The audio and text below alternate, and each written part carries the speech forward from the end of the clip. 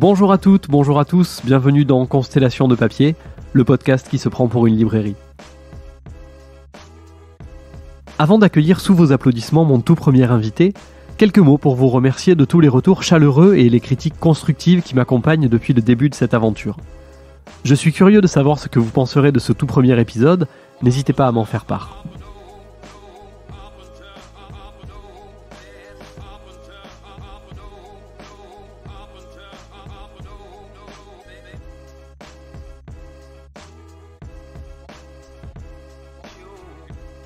Mon invité du jour est l'archétype même du genre de profil que je souhaite que nous découvrions ensemble.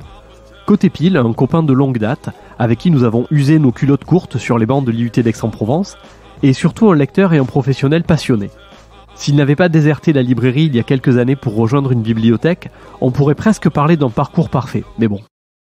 En bref, un invité idéal pour un entretien tout en sérénité et confort, pour s'échauffer. Quant au côté face, c'est peu de dire que nos goûts littéraires divergent sensiblement. Adieu confort et sérénité pour moi, je vais découvrir des contrées bien peu arpentées jusqu'ici, faites d'albums jeunesse et de littérature fantastique.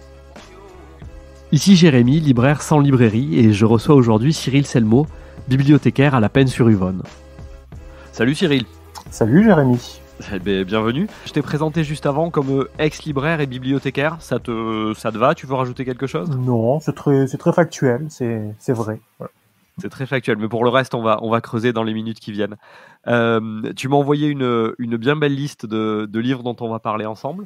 On va avoir du boulot. Avant d'y aller, ça va être un petit peu le rituel dans le rituel dans les entretiens. On va commencer par une petite citation autour du livre et de la lecture.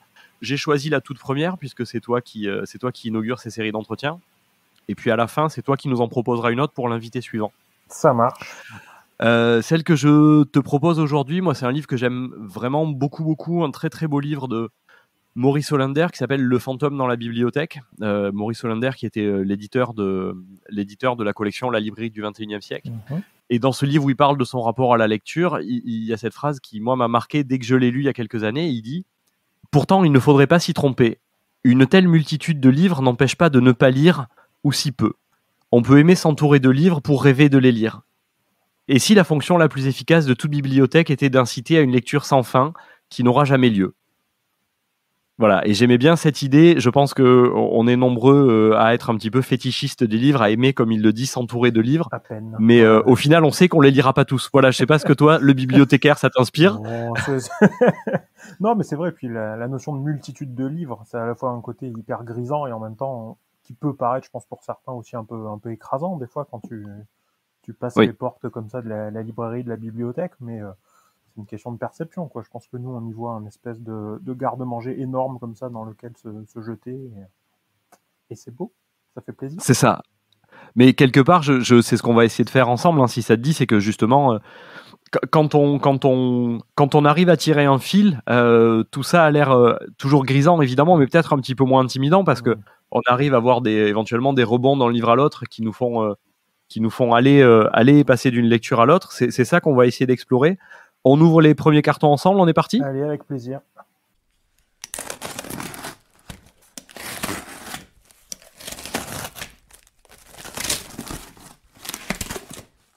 Allez, alors pour commencer, on va être un petit peu bateau et très chronologique, mais ça me semble être une bonne façon d'attaquer ensemble.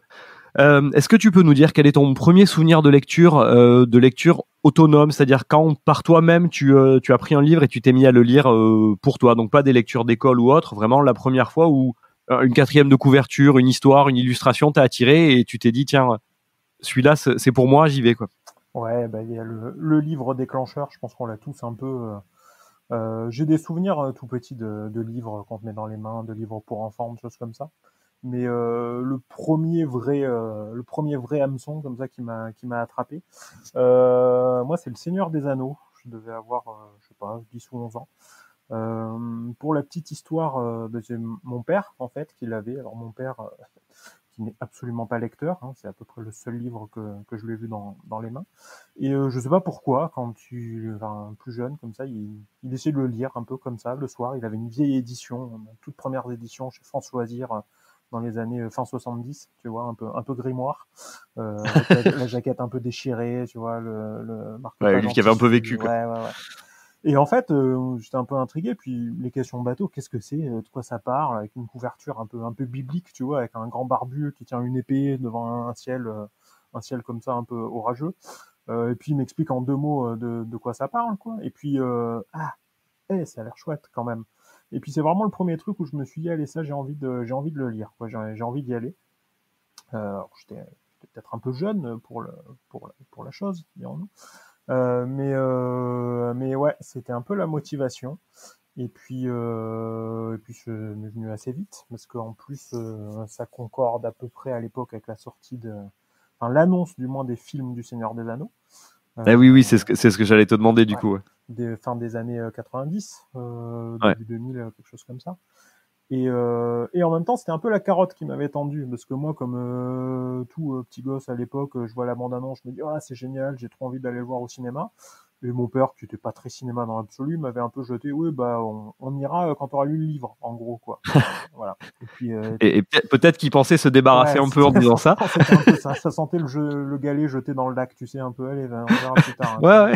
Et puis, challenge accepted. Et en fait, je pense qu'il s'y attendait peut-être pas aussi vite, quoi, parce que j'ai avalé ça. Et puis c'était parti, quoi. À partir de là, je l'ai lu, je l'ai relu, je l'ai re-relu, j'en ai lu d'autres. Enfin, et c'était parti.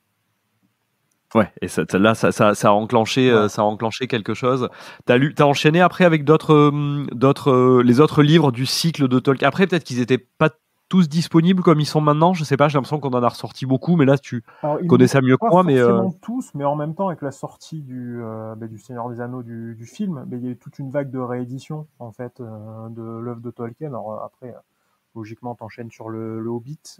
Après, je me suis empêché des trucs absolument, le Silmarillion, tu vois, quand t'as 12 ans, bon, voilà. Bon, je l'ai lu, voilà. Ouais.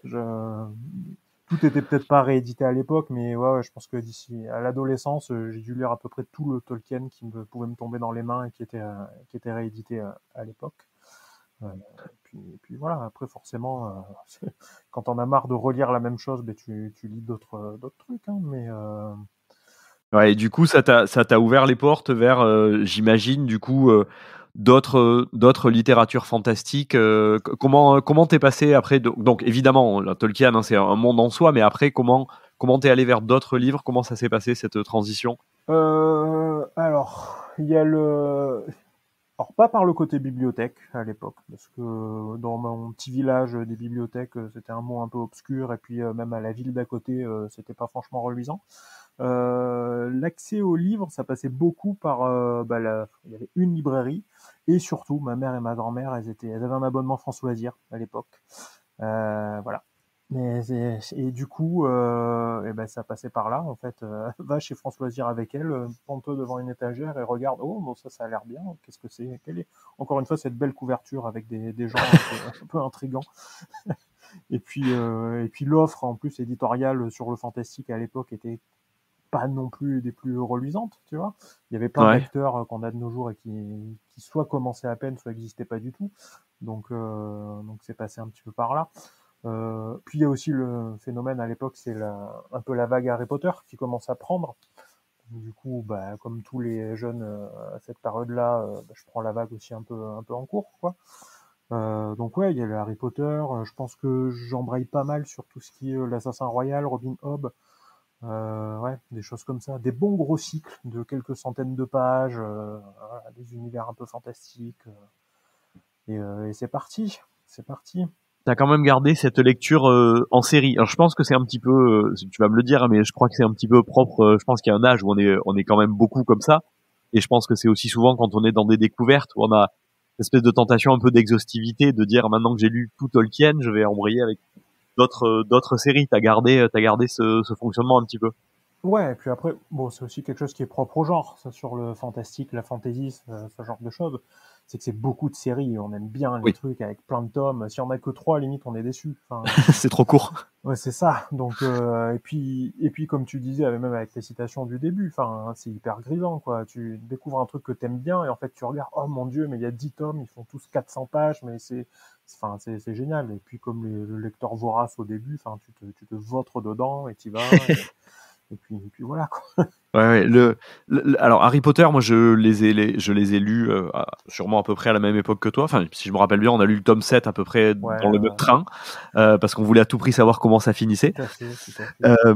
Mais l'Assassin Royal, pour le coup, je connais beaucoup moins bien parce que je l'ai dit, moi, c'est pas du tout des genres que je connais, donc je veux bien que tu nous fasses découvrir un peu tout ça. C'était déjà, c'est une très longue série, non? Et c'était déjà terminé, c'était en cours à l'époque où enfin, Alors, autour des la- années 2000 et l'Assassin quelques. Royal, à l'époque, alors j'ai pas la chronologie exacte de la série en tête, mais en gros, il y avait le cycle principal qui avait déjà, alors, en France, parce que, merci, on aime bien en France les découpages un peu barbares des séries comme ça, Ouais, anglo-saxonnes. Il y avait 6 tomes, ok. ce qui était déjà plutôt correct.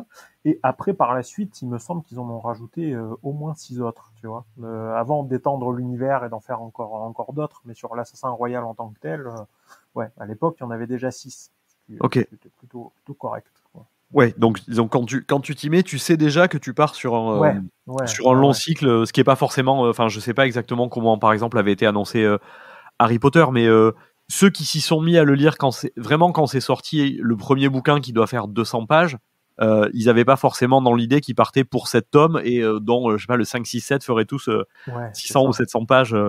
c'est ça. Même si, comme tu dis, tout le monde s'est vautré dedans avec délectation, évidemment, mais Ouais, et puis en plus, surtout à cet âge-là, tu vois, tu réfléchis même pas. Tu vois que t'as 3 4 tomes, et puis en plus, tu les veux, les 3 4. T'as même pas ce truc de dire, bah, j'en prends un, et on découvre, et puis on verra bien si j'accroche à la suite ou pas. Tu vas de manière un peu, tu vas franco, et puis on verra bien ce qui se passe, quoi. ouais, Et ouais. Tu fonces, c'est ça, hein. c'est ça. En même temps, tu manques de comparaison. Et en plus, c'est ce qui fait que des fois, même tes choix de lecture sont judicieux ou ne le sont pas. Honnêtement, la transition Seigneur des Anneaux, Harry Potter, Assassin Royal, tu vois, enfin, si je dois conseiller à des jeunes lecteurs aujourd'hui, enfin, ne faites pas exactement comme ça. Enfin, je veux dire, il y a des mondes entre chaque. Enfin, c'est pas Ouais. du tout les mêmes, les mêmes thématiques, les mêmes aspirations, les mêmes difficultés de lecture. Enfin, voilà, c'est pas parce que tu mets un peu de poudre magique au-dessus comme ça que t'as l'impression que c'est la même chose. Alors que bon, voilà, Oui, mais pas ça, tout à petit à fait. petit, t'as affûté ton regard. Il y a, bon, Le Seigneur des Anneaux, c'est sûrement un statut à part, mais c'est des choses que t'as relues, par exemple? Je sais pas, est-ce que l'Assassin Royal ou les Harry Potter, t'as eu l'occasion, ou d'autres choses, que t'as eu l'occasion de les relire et où t'as eu un sentiment très différent par rapport aux souvenirs que ça t'avait laissé? Alors quand j'étais jeune, du coup, je reste sur l'adolescence, je l'ai réalisé pas mal parce que, en fait, mes parents avaient du mal à suivre le rythme en Ouais, termes de lecture, et du coup, voilà, comme il fallait en acheter tout le temps et tout, et que c'était, voilà, du coup, je les ai beaucoup relus. ok. Et puis je crois que à cet âge-là, on aime bien, tu vois, quand il y a un truc que Oui. t'aimes et tu l'as lu, et puis tu vas le relire, et puis tu vas le re-relire. Enfin, Ouais, c'est chouette, l'obsession. tout à fait. Après, est-ce que je les ai relus depuis? Alors, pas depuis longtemps, non, Ok. honnêtement. Harry Potter, j'ai pas même pas tant relu que ça. Du Tolkien, j'avais relu les nouvelles traductions qui avaient été faites là il y a quelques années. Ouais, chez Et il y a Bourgois. une époque où, tu vois, par exemple, le Hobbit, c'est un peu mon livre de Noël. En gros, je le relisais un peu tous les ans ou une année sur deux à la même période à Noël. Ok. Donc ouais, j'ai plutôt bien ça en tête, on va dire. Donc, ouais, ouais. Puis après, t'en découvres tellement d'autres que t'as moins l'occasion d'y revenir et de relire. Maintenant, c'est un Oui, truc qui oui. paraît complètement exotique, quoi. Le fait de relire un livre comme ça, de prendre le temps de le faire, c'est un peu fou. Oui, Mais ouais. éventuellement, c'est un rêve. C'est comme tu dis, comme le temps où t'arrivais à le faire une fois à Noël, de dire on aimerait bien faire ça. Ouais. Mais ça Moi, existe plus vraiment. Ouais. tu vois, par exemple, le jeu, on parlait de l'Assassin Royal, me dire, ah bah tiens, je vais prendre le temps de le relire avec une lecture, tu vois, enfin, de lecteur plus aguerri, un peu Oui. professionnel et tout de maintenant. Enfin, franchement, c'est quelque chose que j'aimerais bien. Mais bon, est-ce que j'ai vraiment le temps de me jeter dans le cycle complet dès maintenant? C'est pas gagné. Mais Ouais. Il faudrait un bon confinement et puis voilà, quoi. Ouais, et encore, il y a tellement d'autres choses à lire, Oui, oui, mais ouais. ça c'est ça aussi. Et est-ce que petit à petit, comment est-ce que tu as développé petit à petit, ou comment est-ce que c'est développé une espèce de, de logique dans le parcours, et éventuellement de regard sur des approches éditoriales? Moi, encore une fois, là, je fais vraiment le naïf parce que j'y connais rien, mais j'ai l'impression qu'il y a eu une vraie vague de nouvelles maisons d'édition, ou de maisons d'édition qui ont pas mal été mises en avant dans les genres du fantastique. Encore une fois, au milieu des années 2000, quelque chose comme ça. Ouais, bien sûr. Comment est-ce que petit à petit, ou pas, hein, est-ce qu'il y a un regard qui s'affine, ou est-ce que tu as beaucoup toujours continué à procéder par essais, tentatives un peu aléatoires? Non, il y a le côté édition et collection qui est vachement prégnant et qui commence à ce moment-là. Des fois plus que même le fait de suivre un auteur en particulier. Tu vois. Il y a le côté où tu identifies une édition, une collection et tu vas un peu les yeux fermés. À cette époque-là, c'est les débuts de Brajlon, par exemple, Ouais. qui maintenant est le gros acteur ultra implanté, hyper mainstream et compagnie, mais qui à l'époque arrive avec les petits souliers, tu vois, de fans un peu geeks de fantastique en disant, nous aussi on aime bien ce qui se fait et on n'y retrouve pas trop notre compte et on va vous amener des choses que vous avez jamais lues avant, Mhm. en gros. Et du coup, effectivement, tu es là et tu dis, ouais, eux, ils font des trucs cool, ça a l'air bien, ils ont l'air sympas. Ils me donnent des lectures que j'ai envie de lire. Ouais. Et en plus, il y a ce côté où ils arrivent avec un livre par mois, un livre tous les 2 mois, quelque chose comme ça. Et du coup, tu arrives à tout lire, à peu près tout ce qui sort. Mm. Là aussi, c'est hyper grisant. Puis il y a un sentiment d'appartenance, du coup. Donc ça, c'est chouette. Puis il y a d'autres maisons d'édition, tu vois, qui percent un petit peu plus, qui apparaissent au fil du temps. Il y a la Talente, il y a voilà, on marche un peu par ricochet, quoi. Ouais. Il y avait Nemos aussi qui, à l'époque, avait commencé à sortir pas mal de choses. Donc ouais, ouais, ouais. Et à ce moment-là, c'est quoi ton, comment dire, par où ça passe l'info pour toi à ce moment-là? C'est avec d'autres gens qui sont lecteurs, c'est un peu sur Internet, c'est je sais pas, des magazines spécialisés, c'est Alors, comment? cette période un peu folle où, alors, des gros lecteurs à côté de moi, il y en a pas, en gros. Ouais. Enfin, et d'autant plus sur ces genres-là, non, il y en a pas vraiment. C'est un peu moi c'est mon truc un peu solitaire, on va dire. Ouais. Le gros lecteur, c'est Euh, toi, quoi. ouais, c'est ça. Et puis d'autant plus sur ces genres-là, tu vois, même dans ma famille où des fois ça peut lire un peu et tout, on me dit mais qu'est-ce que c'est que ces trucs, enfin pourquoi tu fais ça, voilà. Et en plus cette période un peu obscure où on n'a pas encore trop d'ordinateurs à la maison et du coup pas trop internet et comment tu fais quoi, voilà. Ça vient avec le temps, les premières connexions internet et du coup tu vas sur des forums, genre les forums de maisons d'édition, les choses comme ça, tu te tiens au courant des parutions. Uhum. Ouais, je crois que c'est aussi pas mal en allant en librairie, en récupérant des catalogues, des trucs un peu foufou. C'est de la recherche bibliographique à l'époque, tu vois, pour avoir les infos et pour pouvoir Ouais. suivre tout ça. Ça demande un côté un peu passion, parce que ça te tombe moins vite dans les mains que maintenant, où il suffit d'aller sur Instagram, tu vois, pour avoir de suite, grâce à un algorithme, plein de sollicitations et de trucs où tu dis, ah, cool, c'est sympa. Mais oui, tu veux dire, il fallait aller un peu plus le chercher entre Ouais, guillemets, ouais, ça mais te tombait moins dans les bras directement, quoi. ouais, ouais, ouais, Mais ça fait partie du processus. T'es content d'aller gratter un peu la terre, tu vois, pour choper des infos et trouver des petites pépites comme ça, quoi. bien Donc, sûr. Et puis ça alimente un peu l'avidité aussi, je trouve. Puis il y a une forme d'innocence. Là, je vais dans mes propres souvenirs, mais une forme d'innocence quand tu découvres, je sais pas, tu vas dans une librairie qui fait son petit livret des BD de l'année ou de je sais pas quoi. Il y a une hmm. forme de joie à découvrir ça, et l'impression qu'il y a des mondes qui s'ouvrent perpétuellement. Petit à petit, c'est vrai que ça nous surprend de moins en moins, et professionnellement, cette fraîcheur-là, elle y est peut-être plus tout à fait. Mais en tant que lecteur, moi j'ai vraiment ce souvenir-là, ouais, de découvrir des catalogues, et à chaque fois c'est une nouvelle porte. Alors on va pas forcément au bout à chaque fois, mais on voit qu'il y a quelque chose qui existe, quoi. Ouais, et puis la surprise, enfin, c'est chouette la Ouais. surprise, quoi. Enfin, effectivement, plus t'es au courant et plus t'es dedans et moins t'es surpris. Donc c'est une émotion qu'on perd un petit peu, quoi. Et ça Ouais. fait du bien. Ouais. Oui, et y compris quand c'est vrai, quand on la revit avec on en parlera après de ça, mais quand on la revit soit avec des clients ou des usagers de la bibliothèque ou autre, quand tu parles, quand tu vois qu'il y a, que tu as ce retour-là avec des gens qui ont cette même avidité, cette même étincelle dans les yeux quand tu leur parles de nouveaux projets ou quelque chose, c'est Mais gratifiant et on retrouve un peu ce qu'on avait nous. Le reste des lectures, je sais pas, je pense à ça comme ça, avant de passer à la formation ensuite. Les lectures plus scolaires, plus classiques, ça te parle un peu, ça te passe complètement à c'est un côté. calvaire à l'époque. Non, la lecture imposée, c'est un truc dessus, ça n'a pas pris. Enfin, voilà. Ouais, ok. Les classiques, les choses comme ça. Alors, tout dépend lesquels, parce qu'il y a des trucs, tu vois, le début du collège, quand tu vas parler de la mythologie, du mythe arthurien, des choses comme ça, forcément, tu fais des ponts et tu trouves ça sympa. Après, quand tu commences à rentrer sur les classiques de la littérature française un peu imposés, à l'époque, ça passe pas avec moi. Enfin, Ouais. voilà, je les lis à moitié en survolant, je comprends pas, ça me barbe. Pourquoi je m'impose ça alors que j'ai plein de lectures à côté que j'ai envie de lire et qui me parlent beaucoup plus, tu vois. Oui. Euh, Oui. du coup, il y a plein de choses que j'ai redécouvert, mais 10 ans plus tard, en me disant ah, mais en fait, en fait, c'était bien, mais c'est Ouais. juste Je que suis peut-être passé à voilà. côté. Ouais, et en même temps, tu les découvres avec un autre regard, avec une autre vision, avec une autre maturité aussi, et tant mieux. Mais ouais, ouais, ouais.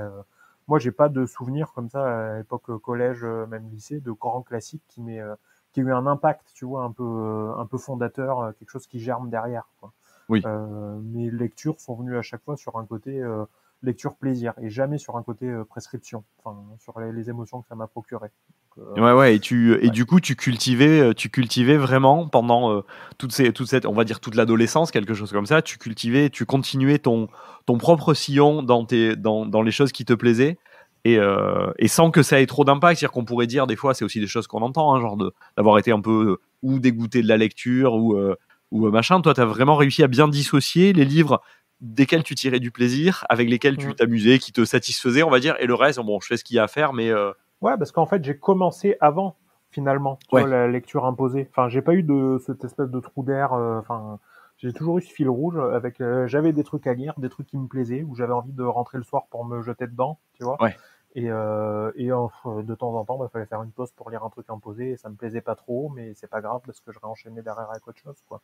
Oui, oui, Donc, c'était ouais. dissocié dans ta tête. Ouais, Les deux formes de lecture, c'était absolument. ouais, ouais, ouais, bien sûr. C'était déjà bien mordu, donc ça m'a jamais parasité cette espèce de goût de la lecture. Au contraire, Ouais. au contraire. Et du coup, ensuite, pour faire un début de transition avec tes lectures professionnelles et ta carrière, on va dire, du coup, tu te décides à rentrer dans une formation pour être. Donc, nous, on était ensemble, donc je peux en parler facilement. On a fait une formation qui était sur l'ensemble des métiers du livre, c'est-à-dire édition, Ouais, librairie, ouais, ouais. bibliothèque. C'est quoi ton rapport à ce moment-là à la lecture et comment tu l'articules avec peut-être un futur métier? C'est quoi ton idée de tout ça? Franchement, j'arrive sur l'année du bac en terminale. Je sais pas quoi faire. Mm. Enfin voilà, je sais pas où je vais dans ma vie. Je vois en renseignant cette espèce de DUT pas si loin de chez moi qui dit "Eh, ça a l'air bien, vous aimez la lecture, venez, on va travailler dans le livre." Et du coup, je me dis bah je vais y aller. Et comme un grand naïf, Ok. je ne postule que là en plus. Enfin Ah voilà, en me ouais. disant ouais ouais ouais, moi je sais pas pourquoi et comment ils m'ont pris hein, honnêtement, avec le recul. Voilà. Et puis j'y vais, et hyper naïf, et puis voilà. J'avais même pas, tu vois, cette espèce de truc de me dire je veux être libraire ou je veux être éditeur. À l'époque, Mhm. éditeur, j'avais une espèce de fascination, comme tous les jeunes qui sont un peu fascinés de lecture. Tu dis waouh, c'est ceux qui font les livres. Tu vois, Ouais. genre, le libraire, il rentre même pas trop en compte, quoi. Il a de la chance, il a D'accord. plein de livres sous la main, mais enfin, voilà. Et la bibliothèque, vu que j'en fréquentais pas vraiment à l'époque, pour moi, c'était vraiment quelque chose de. Un monde à part, ouais. C'est ça, c'était au fond du puits. Et du coup, je me retrouve sur dossier, puis à passer à un entretien où je balise parce que je vois en plus plein de gens qui sont un petit peu plus âgés, qui en plus ont beaucoup plus d'expérience, que ce soit Mm. en termes de vie, même de lecture. Enfin, parce que moi, à ce moment-là, j'arrive. Bon, ben ouais, j'ai surtout du fantastique, j'ai quelques polars sous le coude, mais à part ça, c'est un peu léger, quoi. Ouais. Mais je suis bien mordu, et en fait, ben, je rentre, voilà. Et à partir de là, les choses se développent. Donc, ça s'est fait un peu tout seul en avançant. J'ai Ouais, oui, ça l'impression que s'est vraiment fait au fur et à mesure. T'arrives ouais, vraiment pas avec une idée. Mais c'est vrai que ce que tu dis après sur la figure de l'éditeur, ça correspond assez effectivement à ton parcours. Et si tu découvres comme tu l'as dit, des séries, des nouveaux éditeurs, etc., des nouveaux éditeurs, des nouvelles collections, l'éditeur c'est une figure qui t'est entre guillemets familière dans le milieu et un peu plus que le reste. Et du coup, ouais, donc ça se fait un peu comme ça. Et là, il y a des comment ça se forge effectivement petit à petit sur les. Toi, tu fais 3 ans là-bas. ouais. Comment ça se forge? Est-ce qu'il y a des choses qui évoluent au niveau de ton goût? Là, j'imagine qu'il y a aussi un peu plus de rencontres. Tu rencontres des professionnels. Quelle porte ça ouvre dans tes lectures et dans ton positionnement par rapport à tout ça? Alors, ça évolue un peu naturellement, parce que même en termes de lecture perso, tu vois, enfin, bon, c'est obligé. À un moment donné, tes lectures s'élargissent, parce que tes goûts évoluent, et puis une lecture rebondit sur un autre genre, sur un autre type d'auteur, enfin, un autre type de littérature. Et c'est vrai qu'à l'époque, je lis de moins en moins les mêmes choses, et je m'élargis sur plein d'autres genres, tu vois, enfin, du polar, du noir, de la littérature américaine, voilà. Et naturellement, c'est pas forcément lié au cursus en plus et Ok. à la formation. Et en plus, c'est lié avec on fait des stages, on va sur des salons, on rencontre effectivement des professionnels, et je découvre plein de choses. Je découvre plein de choses dans mes lectures et tout simplement dans ce que ça me procure. Et je me retrouve dans des situations et je me dis, est-ce que là ça m'intéresse, est-ce que je m'y projette ou est-ce que je m'y projette pas du tout. Uh-huh. Et la librairie est venue hyper naturellement en fait Ok. là-dedans. Mon Dieu, enfin voilà. Qu'est-ce que c'est que le principe de la librairie? C'est on lit des livres et on en parle aux gens pour essayer de leur conseiller. Et puis, il y a plein d'autres aspects du métier, hein, mais le premier aspect comme ça, tu vois. Mm-hmm. Moi, je lis des trucs qui me plaisent beaucoup et j'aimerais bien en parler à d'autres gens. Et s'ils peuvent, peut-être achetez-le, vous verrez, vous serez pas déçus, quoi. Et puis tu pars de là, quoi. Enfin, Et on t'avait pas parlé du mal au dos à l'époque. Personne non, t'avait prévenu pour ça. non, non, non. Non. Ouais. On nous avait parlé des salaires, on nous avait parlé de voilà, mais le mal de dos, bon, voilà, ça vient Ouais, après. ouais, ça se fait. Ça se fait comme ça. Et du coup, stage en librairie. Et là, tu rencontres Ouais, tu rencontres des gens, tu rencontres des lecteurs, j'imagine d'autres professionnels peut-être qui te parlent de leur lecture ou des maisons d'édition. Je sais plus on a fait des salons du livre aussi où on avait bossé avec des éditeurs. Je sais plus trop toi avec ouais, qui t'avais tout à atterri, fait. échoué, choisi de travailler. Alors, le salon du livre de Paris notamment. Alors moi, j'étais je travaillais avec Folie d'encre à l'époque. Et du coup, j'avais plusieurs stands d'éditeurs. Du coup, je papillonnais pas mal d'un à l'autre. Et à l'époque, beaucoup d'éditeurs de stands d'édition jeunesse, ce qui, dans la répartition, m'avait un peu gavé parce que moi, j'aimais pas du tout la jeunesse, ça m'intéressait pas et je voulais surtout pas en faire. Ce qui s'est avéré assez ironique pour la suite. Voilà. On y vient. Euh, voilà, voilà. Que tout ce qui est, ouais, tout ce qu'on dit toujours comme ça. Moi, je ne ferai jamais de jeunesse. Moi, je ne travaillerai jamais en bibliothèque. Moi, vivant jamais, voilà, karma En fait, si. et c'est parti. Mais ouais, ouais, ouais. Et effectivement, là tu commences à rencontrer des pros, alors d'autres libraires, mais aussi des attachés de presse, pardon, des éditeurs, des auteurs. Mon Dieu, quelle race un peu étrange que tu découvres comme ça, voilà, de les approcher en vrai. Donc ouais, il y a un côté ancrage. Et puis euh, et puis que ce soit sur un salon, tu vois, t'as ton stand, où t'es là, t'as plein de livres sous la main et c'est toi qui gères. Puis pareil en stage, tu vois, ton rayon. Enfin, c'est quelque chose d'un peu fou. Enfin, Ouais. truc, c'est toi finalement le vieux sage au fond de ton rayon, tu vois, qui distille tes conseils et ta gestion du truc. Ouais. Et ouais, ça m'a, je sais pas, je me suis assez rapidement projeté. Ouais, ça t'a plu. Avec c'est vrai qu'il y a éventuellement cet aspect un peu une forme de dissociation, c'est-à-dire que toi, derrière ton stand, surtout quand tu viens de commencer, etc., tu sais qu'en fait, tu connais pas grand-chose. Ouais, Si tu es sincère, tu as un peu bossé le catalogue ou pas, mais et tu es face à des gens qui, eux, te croient. Et en fait, à un moment, du coup, tu l'incarnes ce rôle bien sûr. parce qu'il faut bien, et puis tu vois que ça marche et tu y prends goût. Enfin, je trouve qu'il y a une expérience assez intéressante à ce moment-là puisqu'il faut jouer le jeu, je vais le jouer. Et puis quand tu commences à jouer le jeu, ça fonctionne. Ah, mais ça a toujours, enfin, ça a été le credo comme ça sur ma carrière. Enfin, la peur viscérale de quand tu débarques quelque part sur quelque chose que tu ne maîtrises pas, tu vois, et finalement, ben, de briques et de broc comme ça, puis tu travailles, puis tu apprends des trucs, et puis tu les répètes, et puis ça s'agrandit et ça vient au fur et à mesure, quoi. Mais ouais, ça, je pense que tous ceux qui travaillent dans le livre et qui écoutent, connaissent, hein, tu vois, cette espèce de peur viscérale qui te prend aux tripes quand tu arrives ou quand tu te retrouves dans un rayon, un secteur qui est pas le tien et que, mon Dieu, je vais tomber sur quelqu'un, il va me poser une question, je vais pas savoir. Et enfin, bon, après, en grandissant, tu arrives à gérer ce genre de situation, mais au début, t'as pas envie, quoi. Enfin, mon Dieu, je vais me retrouver sur un truc sciences humaines, on va me poser une question, je vais avoir l'air débile, et puis, enfin, bon, c'est pas grave, tu t'en remettras, quoi. Oui, et après on apprend à faire. Mais et effectivement, c'est un peu ça nous amène tout droit vers la deuxième partie, mais c'est un petit peu aussi l'objectif de ces. Pour moi, l'objectif des conversations qu'on mène là, c'est aussi mettre en scène un petit peu ce truc-là, c'est de dire finalement quand t'es libraire par rapport à ton interlocuteur, bien souvent t'en sais moins que lui, mais que ce soit l'interlocuteur, soit le professionnel qui a fait le livre, soit le client.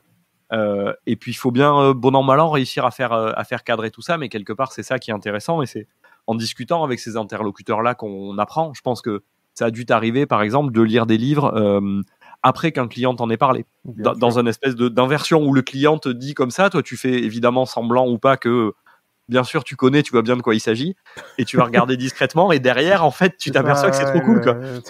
En tournant discrètement, regarder le résumé, mais ça c'est un jeu dangereux, hein. Oui.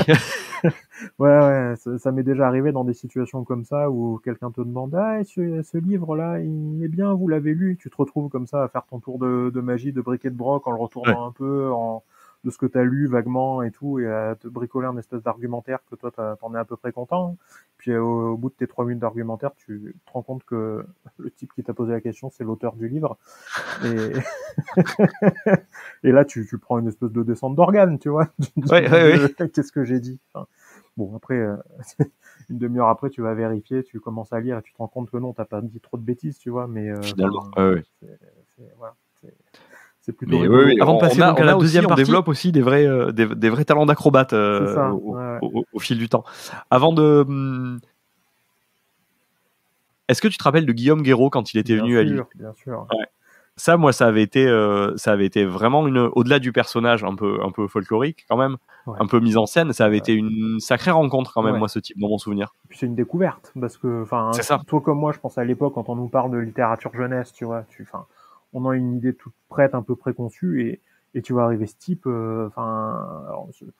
mal réveillé, parasé, avec un sweat à capuche, et tu regardes un peu ce qu'il fait, et tu dis mais en fait c'est punk un peu, tu vois, c'est ça.